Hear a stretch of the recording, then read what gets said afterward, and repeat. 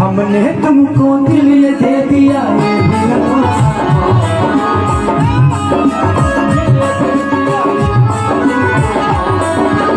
फैसला जो दिल ने किया फैसला जो दिल ने किया फैसला जो दिल ने किया हमने तुमको दिल ये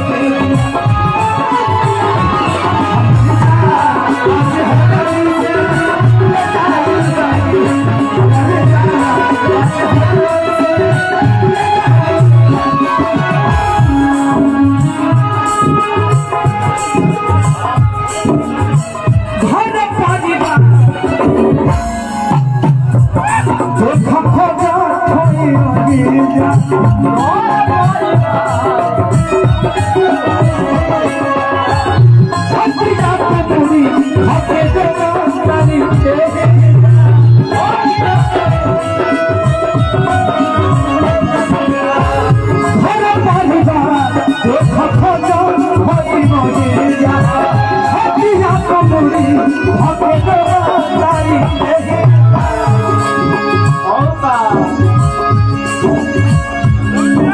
हमें उनका से तनिको खफा नहीं थी काहे की जान बेवफा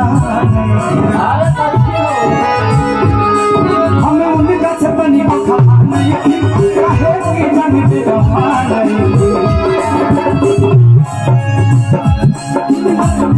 कि अकेले सिखा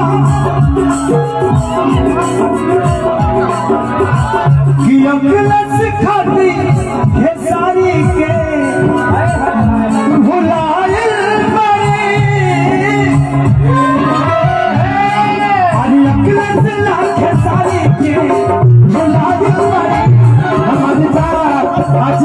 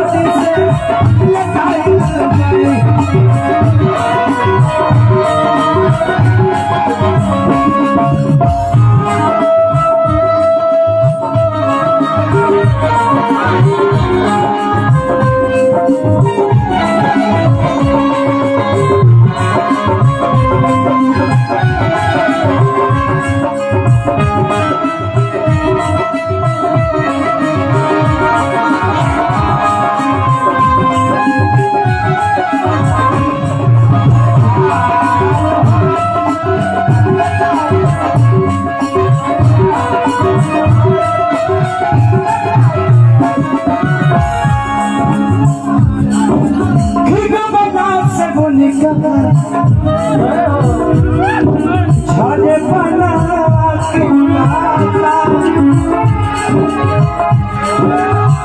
रोवला सबन का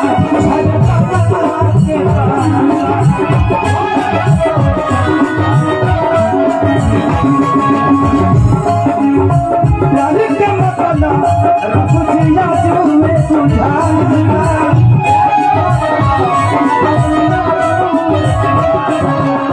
प्यार के मतलब रब जिया जो में सुझा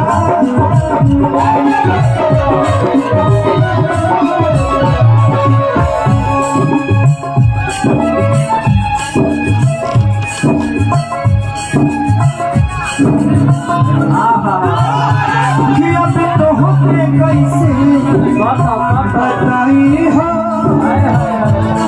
न प्यार दोबारा आई हो हम तो के कैसे बताई हो प्यार दोबारा आई हो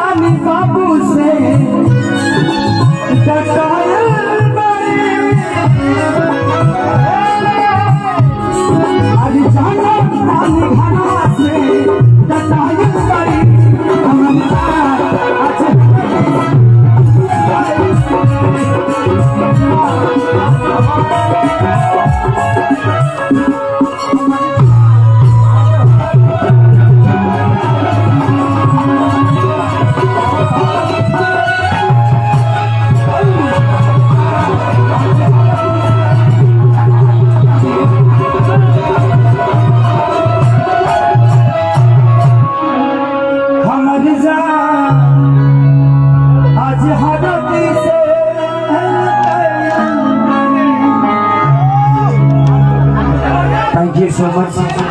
मेरे बहुत सारे भाई हैं कलाकार जो कि अभी गाए भी नहीं होंगे, तो मैं चाहता हूं कि सबको मौका मिलना चाहिए। ये तो मेरा घर ही है और मैं अपने घर में ही नहीं गाऊंगा तो कुछ मतलब नहीं, इसलिए आप लोग प्लीज मुझे आप विदा करिए, क्योंकि मेरा कल शूट भी है, शूटिंग करूंगा। और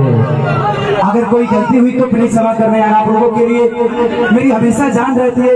इतना कोई कलाकार गाता नहीं है, जो स्टार बन जाते हैं ना 4 गाना गा के निकल जाते हैं, लेकिन खिसनी आपका भाई है, हमेशा कोशिश करता है।